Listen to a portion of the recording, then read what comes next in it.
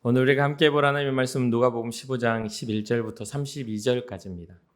누가복음 15장 11절부터 32절까지 한 절 한 절 교독하고 마지막 32절 함께 읽도록 하겠습니다. 또 이르시되 어떤 사람에게 두 아들이 있는데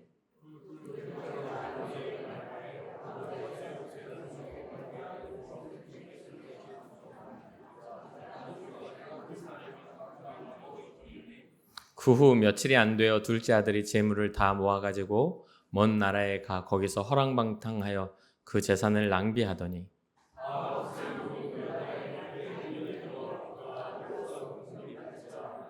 가서 그 나라 백성 중 한 사람에게 붙여 사니 그가 그를 들로 보내어 돼지를 치게 하였는데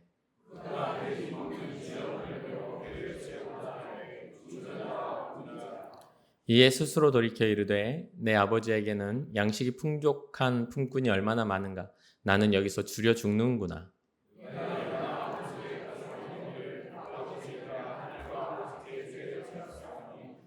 지금부터는 아버지의 아들이라 일컬음을 감당하지 못하겠나이다. 나를 품꾼의 하나로 보소서 하리라 하고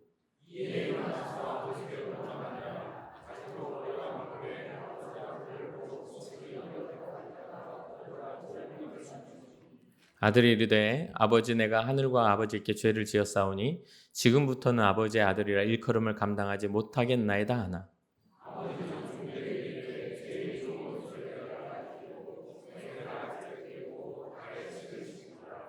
그리고 살진 송아지를 끌어다가 잡으라 우리가 먹고 즐기자.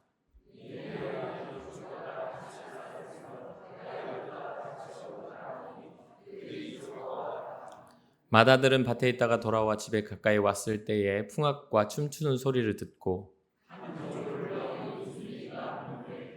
대답하되 당신의 동생이 돌아왔음에 당신의 아버지가 건강한 그를 다시 맞아들이게 됨으로 인하여 살찐 송아지를 잡았나이다 하니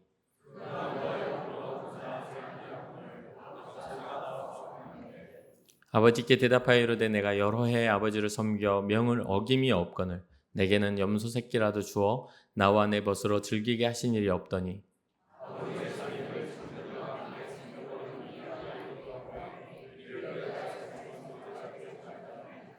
아버지가 이르되 예 너는 항상 나와 함께 있으니 내 것이 다 내 것이로되 이 내 동생은 죽었다가 살아났으며 내가 잃었다가 얻었기로 우리가 즐거워하고 기뻐하는 것이 마땅하다 하니라. 아멘. 아멘. 예수님의 사역과 그 흔적들을 따라가다 보니까 또 이렇게 한 2년 전, 3년 전에 했던 이 본문 말씀입니다. 탕자의 비유라는 그러한 탕자에 대한 이야기를 하는데 사실 이건 우리가 성경에서 가장 쉽기도 하고 가장 깊게 이해해야 할 그런 말씀 중 하나이기도 합니다. 우리는 이 본문을 보면서 탕자의 비유 뭐 이렇게 많이들 합니다. 이 본문을 근데 자세히 묵상해 보면 이 비유의 진짜 주인공이 탕자나 큰아들이 아닌 아버지라는 것을 알게 됩니다.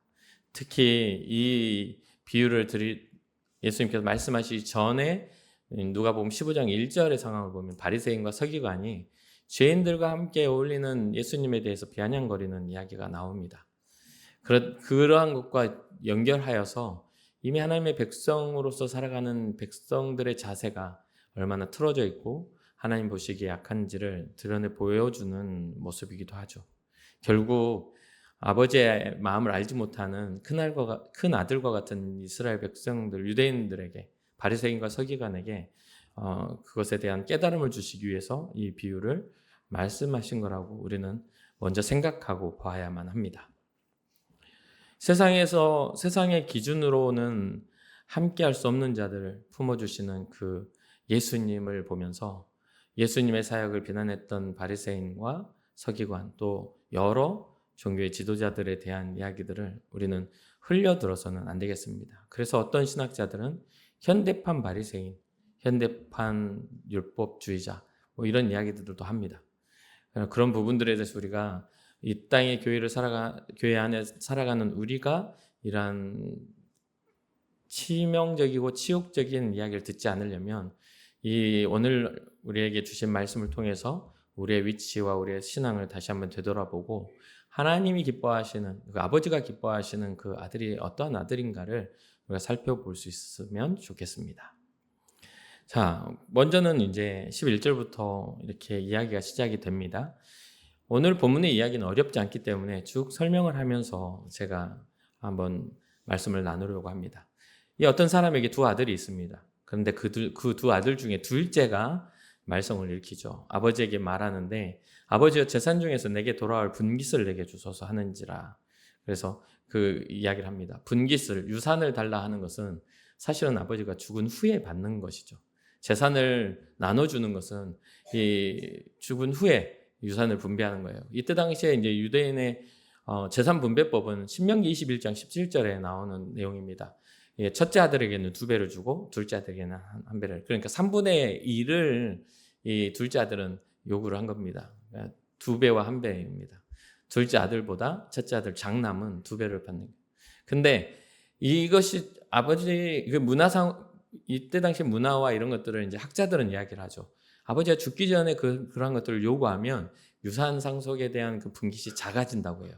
그러면서 학자들은 9분의 1로 줄어든다라고 이야기합니다. 9분의 1로. 그러니까 30%를 받을 수 있는 것을 아주 9분의 1로 확 줄어들어요. 그럼에도 불구하고 이 아들은 달라고 하는 겁니다. 아버지의 재산이 커서 넉넉해서 달라 할 수도 있겠지만 여기에서 우리가 생각할 수 있는 건 빨리 아버지로부터 벗어나려는 의지죠. 아버지로부터 벗어나서 아버지께 받은 그 물질을 가지고 자기가 원하는 삶을 살겠다 하는 그런 개인적 욕망이 그 안에 담겨 있는 것이 이 지금 두 번째 아들의 요청 속에 내면에 담겨 있는 의지입니다.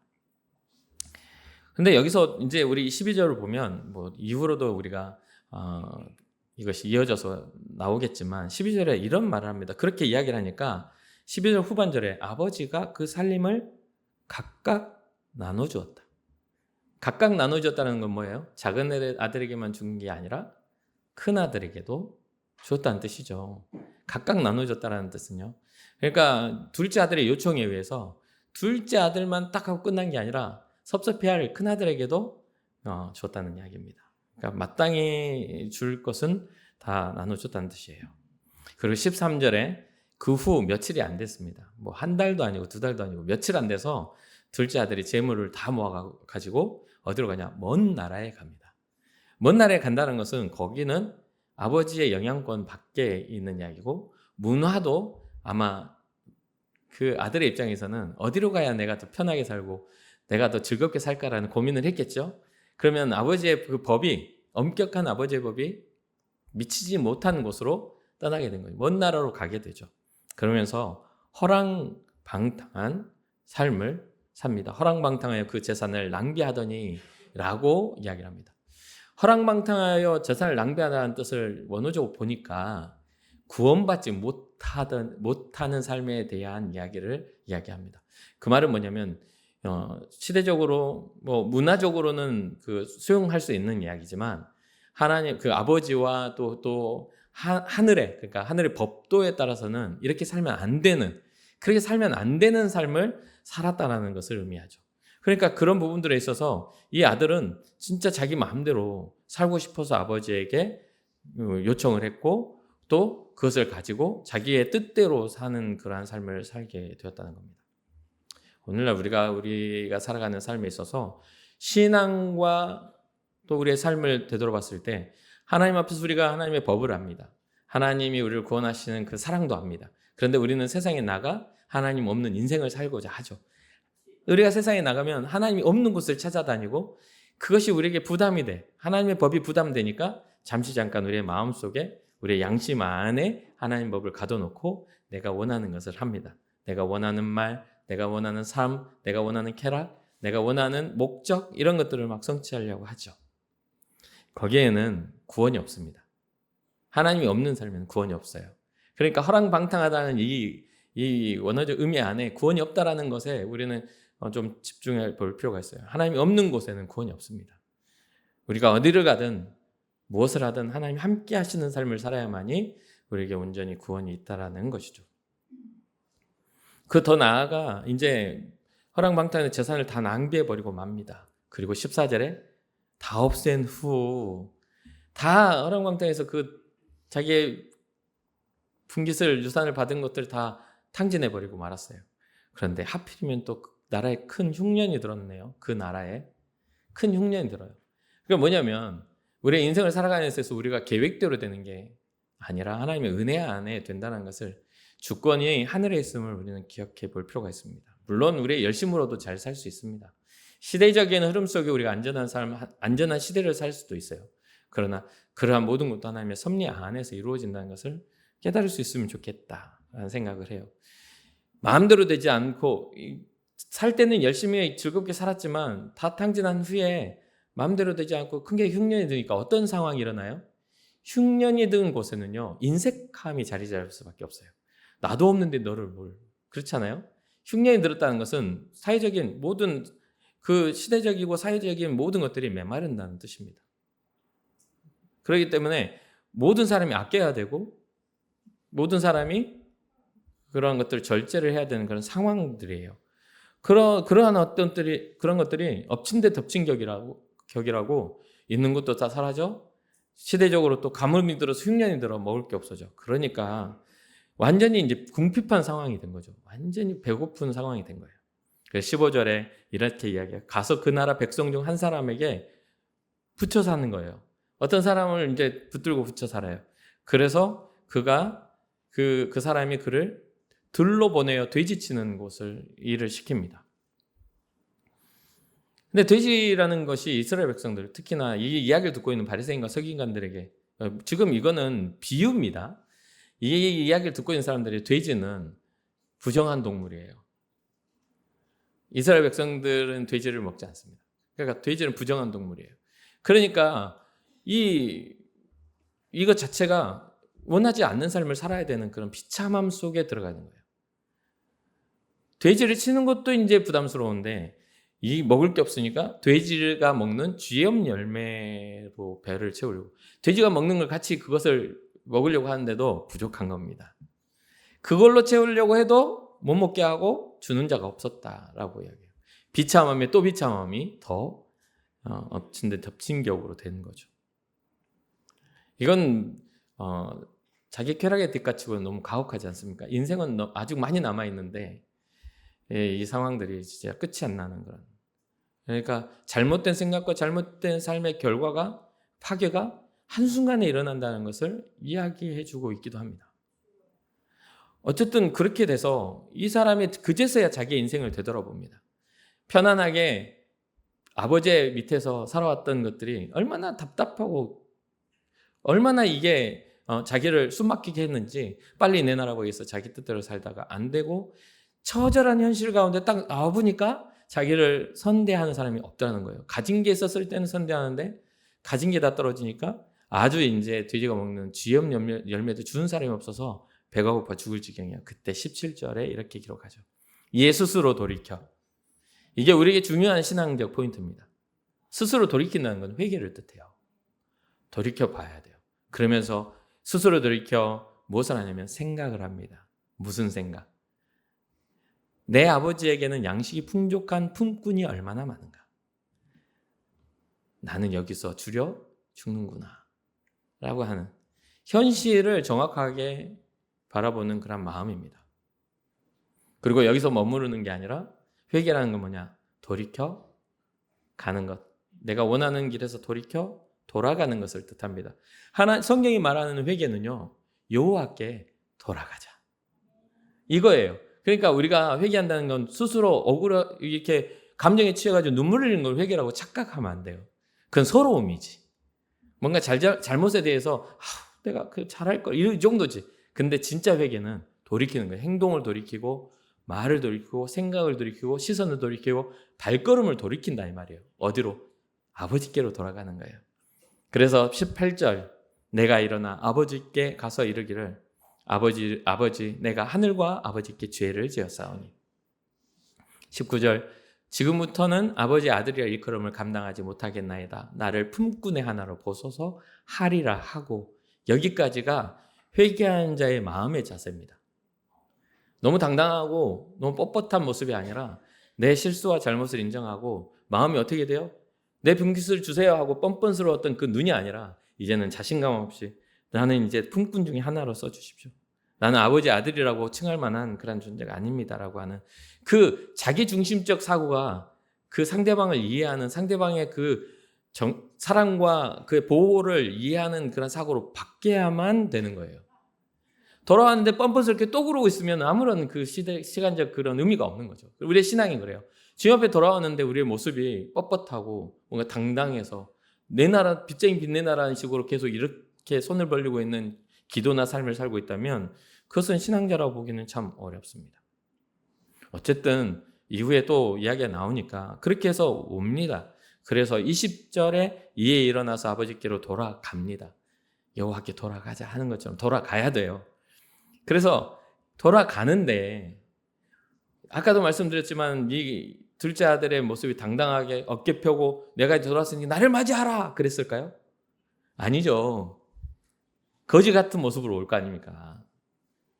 거지 같다니까 안 좋은 그 거지 같은 놈 이게 아니라 온몸 추리하고 못 먹어서 삐쩍 야위고 들에서 돼지 먹이다 보니까 시커멓게 타가지고 그러니까 다른 사람이 돼 있는 겁니다. 아주 번들번들 살쪄가지고 재산 해가지고 갈 때는 좋은 옷에 막 갔던 그 아들이 그 시간이 지나는 동안 계속 그 비단 옷이나 좋은 옷을 입고 있었겠어요?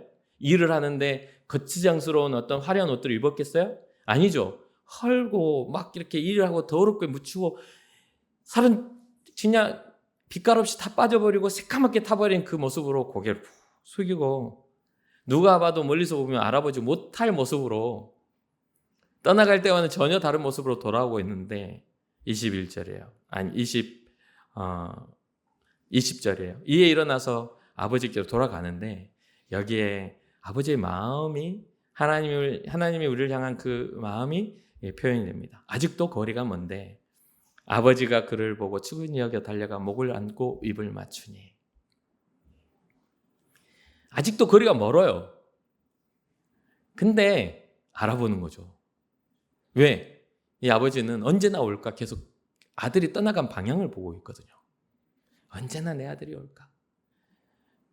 그리움의 방향을 향하고 있으니까. 근데 그런 것들을 저는 조금 이해를 할 수 있을 것 같아요.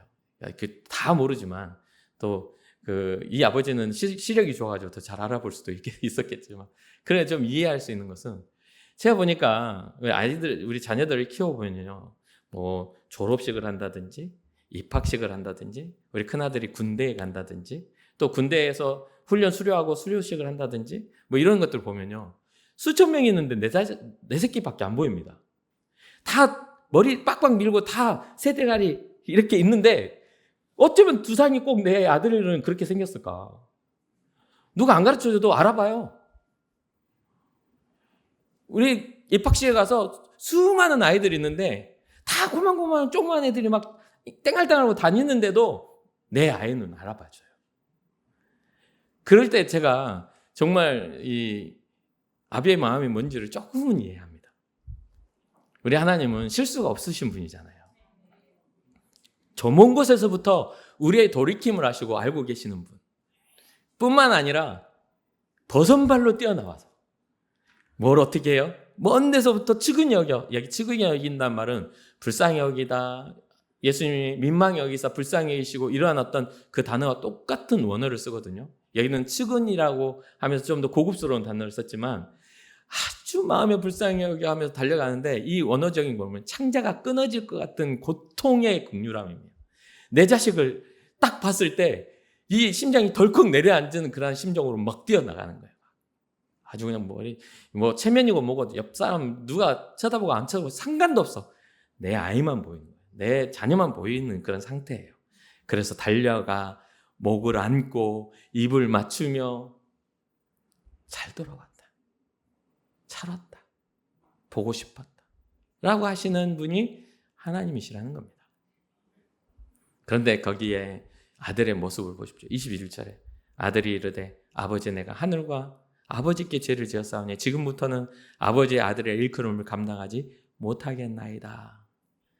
미리 연습하고 준비한 마음을 그대로 이야기하죠. 하늘과 아버지께 내가 죄를 보냈어요. 이제 아버지 아들이라는 것은 감당치 못합니다. 라고 이렇게 회개 고백을 합니다. 우리도 회개할 때 합니다. 주님 내가 잘못했어요. 라고 해요.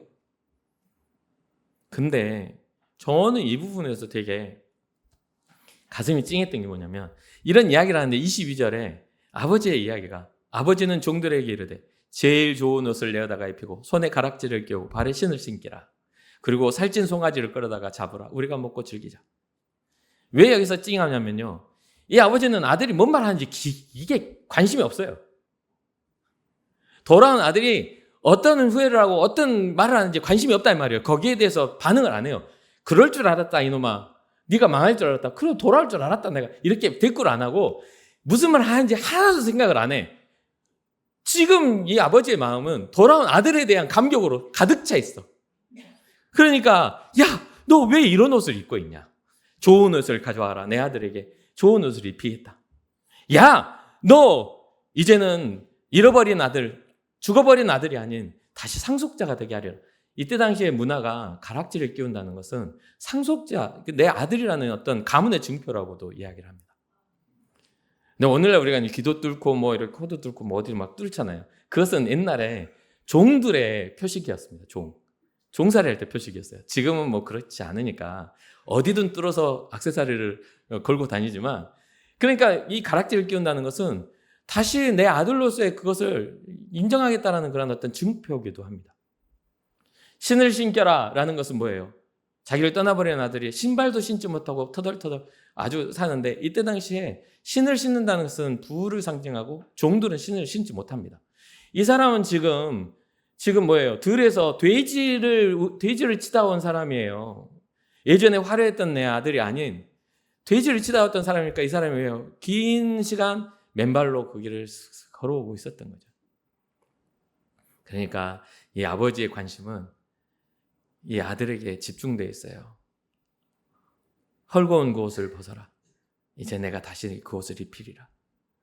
이게 성경상으로 보면 이게 하나님 우리를 구원하심에 대한 그런 그 약속이기도 합니다.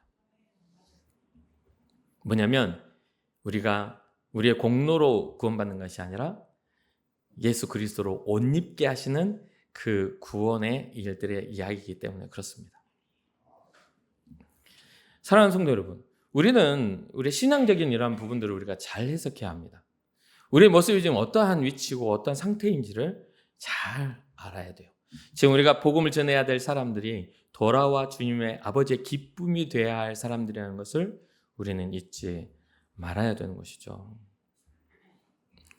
그러면서 살찐 송아지와 잔치를 벌이자 하면서 아버지의 기쁨을 이렇게 표현을 합니다. 하나님은 우리가 어떤 공로나 실적, 때로는 우리가 가지고 있는 재능이나 부를 원하시는 게 아닙니다. 아들이 뭐 얼마나 많은 것을 가지고 있느냐, 그러한 것들이 아니에요. 내 아들은 죽었다가 다시 살아났으며 내가 잃었다가 다시 얻었다라고 말하는 24절의 고백을 우리 잊지 말아야 되는 것이죠. 존재 그 자체로 그저 돌아와준 사실 하나만으로 아버지의 기쁨과 아버지의 감격은 잔치를 벌일 만한 이야기라는 겁니다. 사랑하는 성도 여러분, 우리를 부르시는 하나님의 마음이 바로 이러한 마음임을 잊지 마시기를 주님의 이름으로 축복합니다. 그냥 우리는 쉽게 그거를 이렇게 놓쳐버리고 마는 것 같아요. 이사야서 61장 10절을 보면 이렇게 기록해요. 내가 여호와로 말미암아 크게 기뻐하며 내 영혼이 나의 하나님으로 말미암아 즐거워하리니 이는 그가 구원의 옷을 내게 입히시며 공의의 겉옷을 내게 더하심이 신랑이 사모를 쓰며 신부가 자기 보석으로 단장함 같게 하셨습니다. 우리에게 입히시는 아버지의 그 옷은 구원의 옷이고 우리에게 죄를 다 사하시는 공의의 겉옷이라는 것을 이 비유를 통해서 성경의 이야기들을 비유를 통해서 잘 설명하고 계시다는 거죠. 그래서 사랑하는 성도 여러분, 우리가 입은 구원의 옷이 예수 그리스도로 인하여 얻게 된 하나님의 사랑의 오심을 잊지 마시길 주님의 이름으로 축복합니다. 그래서 성도에 입어야 할 것은 선한 행실이라고 이야기를 합니다. 우리가 입어야 할 옷, 예수 그리스도로 옷 입고라고 하는 그러한 고백 속에서는 예수님의 사람다운 우리의 어떤 우리의 가치를 나타내는 그것이 하나님의 구원에 있고 하나님의 자녀됨에 있음을 잊지 말고 하나님의 구원과 하나님의 자녀됨에 그런 열매를 맺어야 한다는 것이죠. 그러면서 이제 이런 어떤 잔치가 벌어지고 있는데 이제 맏아들이 돌아옵니다. 첫째 아들이 돌아와요. 맏아들은 밭에 있다가 돌아와 집에 가까이 왔을 때 풍악과 춤추는 소리를 듣게 됩니다. 갑자기 막 음악이 나고 막 춤추는 소리가 들리는 거예요. 그러니까 그가 종을 불러서 이게 무슨 일이냐라고 묻습니다. 그러니까 그 종이 대답하되 당신의 동생이 돌아왔습니다. 당신의 아버지가 건강한 그를 다시 맞아들이게 됨으로 인하여 살찐 송아지를 잡았나이다. 라고 하니까 그가 노하여서 들어가지 않으려고 합니다. 승질을 내면서 들어가지 않는 거예요. 그러니까 아버지가 첫째 아들에게 나와서 권합니다. 성경은 그대로예요. 아버지가 나와서 권하는데 그러면서 29절에 이렇게 말해요. 아버지 권하니까 들어와라 라고 하니까 29절에 이 아들이 이렇게 대답합니다. 내가 여러 해 아버지를 섬겨 명을 어김이 없거늘 내게는 염소 새끼라도 주어 나와 내 벗으로 즐기게 하신 일이 없더니 아버지의 살림을 창녀들과 함께 삼켜버린 이 아들이 돌아오매 이를 위하여 살찐 송아지를 잡으셨나이다. 그러니까 지금 현재 이 이야기만 듣고 보면 되게 억울하잖아요. 첫째 아들은. 그렇죠? 성실하게 잘 산 것 같고. 근데 아까 제가 뭐라고 했습니까? 살림을 각각 나눠줘서 이미 이 사람은 자기가 얻을 복을 다 받았습니다. 이미 분깃을 얻었어요. 그런데도 만족이 안 돼. 이 첫째 아들은 아버지의 심정보다는 자기의 입장에서 계속해서 이야기하고 있는 거예요. 내가 섭섭해요. 나는 내 마음대로 안 살고 아버지 근처에서 이렇게 아버지 잘 섬겨서 사는데 이 녀석 이거 아버지 버리고 떠난 녀석이 돌아왔다고 이렇게 막 잔치를 벌인다고요? 라고 하면서 화를 내고 있는 상황인 것이죠. 오늘날 우리는 교회 안에 우리가 이렇게 자리 잡고 앉았을 때가 많습니다. 요즘에 교회를 이렇게 연구하고 교회를 연구하고 이제 목회 트렌드를 연구하는 신학 그런 어떤 시대적인 것들을 연구하는 그런 단체들이 있습니다. 뭐 이렇게 목회 연구 센터나 뭐 이런 단체들이요. 거기에 보면은 뭐 2026년 목회 트렌드, 뭐 부흥 트렌드 뭐 이런 식으로 계속 매년마다 발표를 해요. 근데 그 발표 중에 교회가 부흥하지 못하는 이유 중 하나가 가장 중요한 이유 중 하나가 변하지 않는 교회의 모습이라고 말합니다. 그 변하지 않는 교회의 모습 속에 어떤 직분과 말씀을 전하는 목회자나 또 자리 잡고 있는 직분자들이나 또 교회적인 어떤 추구, 그러니까 교회가 생각하고 있는 건강하지 못한 교회적 추구가 많은 사람들을 교회를 멀리하게 만들거나 교회 문턱을 높게 만들어서 교회를 점점 약하게 만든다라는 이야기를 합니다. 저는 항상 생각을 해요. 조금만 더 우리 인천궁극교회 성도들이 주님의 몸된 교회, 아버지의 뜻에 좀 더 집중하고 이렇게 묵상할 수 있으면 좋겠다. 이곳은 우리의 놀이터가 아닙니다. 우리의 놀이터가 아니에요. 이곳은 예수 그리스도의 머리 대신 예수 그리스도와 그의 몸된 교회입니다. 주님의 뜻대로 우리는 움직여야 합니다. 근데 주님의 뜻을 알지 못하는 움직임은 뭐라고 하죠? 장애라고 합니다. 잘 한번 생각해 보세요. 머리는 제가 손을 들고 오른쪽으로 펼쳐라고 이렇게 하면 이 머리에 이건 자율신경이 아닙니다. 그렇죠? 명령을 받아야만 움직이는 신경이에요. 그렇죠?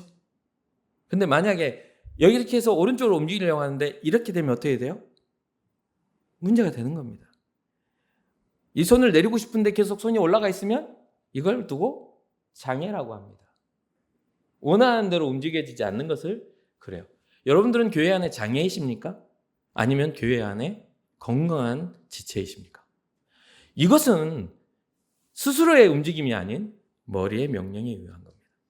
그러려면 어떻게 되냐면 우리가 온전하게 움직이려면 머리가 이 예수님이 어떤 생각을 하고 예수님이 우리에게 어떤 명령을 하는지를 우리가 알고 그 뜻에 따라 움직일 때 우리는 온전한 지체가 되는 겁니다.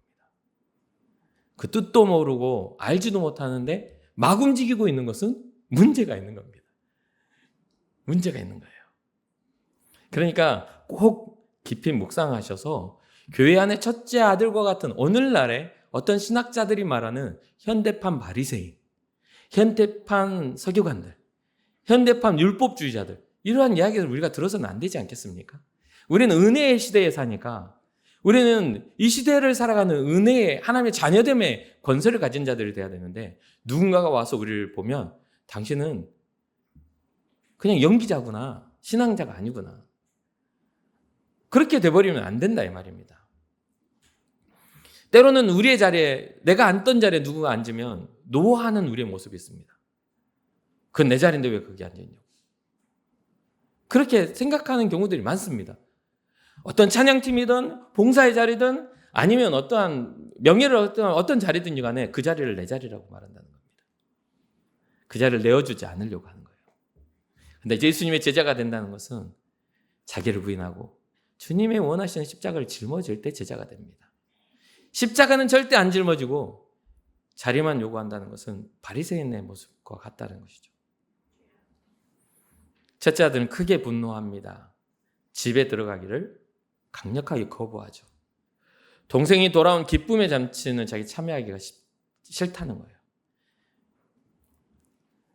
그러니까 이유는 뭐 이해가 됩니다. 아니, 아버지를 섬겨서 몇 해 동안 이렇게 있을 때 나한테는 염소 새끼 한 마리도 안 잡아주신, 즐기게 하신 일이 없었는데,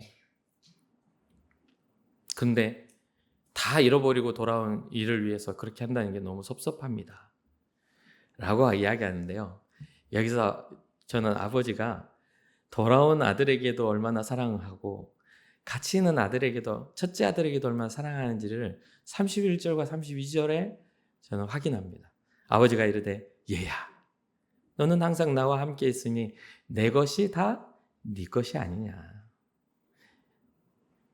내 동생은 죽었다가 살아났으며 내가 잃었다가 얻었기로 우리가 즐거워하고 기뻐하는 것이 마땅하니라 라고 하고 끝납니다.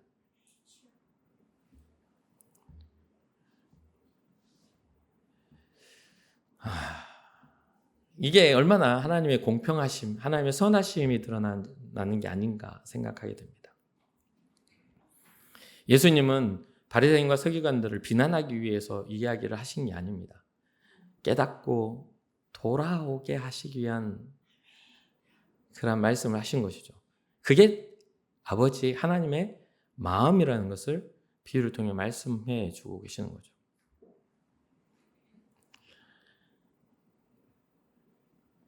정확한 결론을 맺지 않는 것은 나머지 일은 듣는 자의 선택이기 때문이 아닐까요?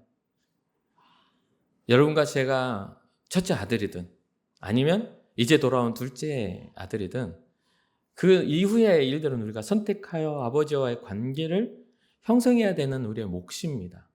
하나님의 자녀됨을 회복하였다면 우리는 하나님의 자녀다운 삶을 살아야 하는 것이 당연한 이치인 것이죠. 사랑하는 성도 여러분, 이야기를 들으면서 어떤 생각을 가지셨습니까? 이야기를 좀 이렇게 정리해 보면 세 사람의 이야기가 나옵니다. 두 명의 아들과 한 명의 아버지죠. 근데 우리는 탕자의 비유를 둘째만 생각합니다. 그런데 제가 보기에는 탕자는 첫 아들도 둘째 아들도 같습니다. 첫 번째 집 밖에 있는 탕자입니다. 세상의 쾌락, 탐욕을 쫓아 하나님을 떠나 방황하는 사람들. 자신의 힘으로 삶을 구축하려다가 실패하거나 또 너무나 잘 구축되어 아버지를 기억하지 않고 각기 제 길로 가버린 둘째 아들과 같은 탕자. 또 하나의 탕자는 집 안에서 아버지를 괴롭게 하는 탕자입니다. 열심히 있어요. 종교적인 의무를 다하고 성실하게도 다 살아가는 것 같습니다. 그 속에 은혜에 대한 근데 감격은 사라져버렸고 율법주의적인 행위만 남아있는 상태. 그러다 보니 스스로에 세워진 의로움으로 누군가를 비판하고 판단하며 하나님을 향한, 아버지를 향한 서운함이나 서로를 향한 분쟁을 일으키며 노하며 분하며 아버지의 권면 자체도 받아들이지 않는 현대판 바리새인과 같은 첫째 아들, 그 탕자입니다. 둘 다 걱정거리예요. 그러나 여기서 우리가 집중해야 할 건 아버지의 마음이죠. 집 밖에 있는 둘째 아들이든 함께 살고 있는 첫째 아들이든 이 아버지는 사랑하고 계시다는 것을 이야기하고 계십니다. 그러니 사랑하는 성도 여러분, 아버지의 마음을 우리가 이해한다면 우리가 어떠한 모습으로 주님 앞에 나아가야 할지 우리는 쉽게 생각할 수 있습니다. 아버지의 마음을 이해하고 아버지의 뜻을 따라 살아가는 것, 그게 바로 주께서 원하시는 우리의 모습의 신앙이 아닌가 생각합니다. 우리를 구원하시고 우리를 건지시기 위해 우리 하나님은 자기의 독생하신 아들까지도 희생하신 분입니다.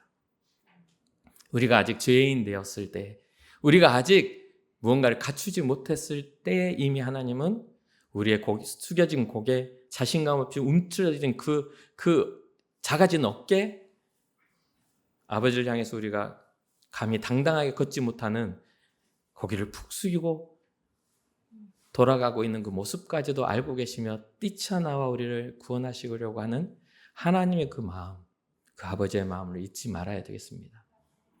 예수님은 십자가를 통해 자기 몸을 찢으셨고 피 흘리심으로 우리의 죄를 대신하셨습니다. 우리가 걸쳐 입고 있던 죄의 누더기를 다 벗겨버리고 거룩한 구원, 그 사랑의 옷을 우리에게 입혀주신 그 은혜를 우리 기억해야 합니다. 이제 다시 한번 우리가 생각합시다. 여호와께 돌아가자. 아버지께 돌아가자. 우리 회개의 마음으로 우리의 모습을 단정하게 주님 앞에 서게 하는, 아버지 앞에 서게 하는 여러분과 제가 되기를 주님의 이름으로 축복합니다. 잠시 기도하겠습니다.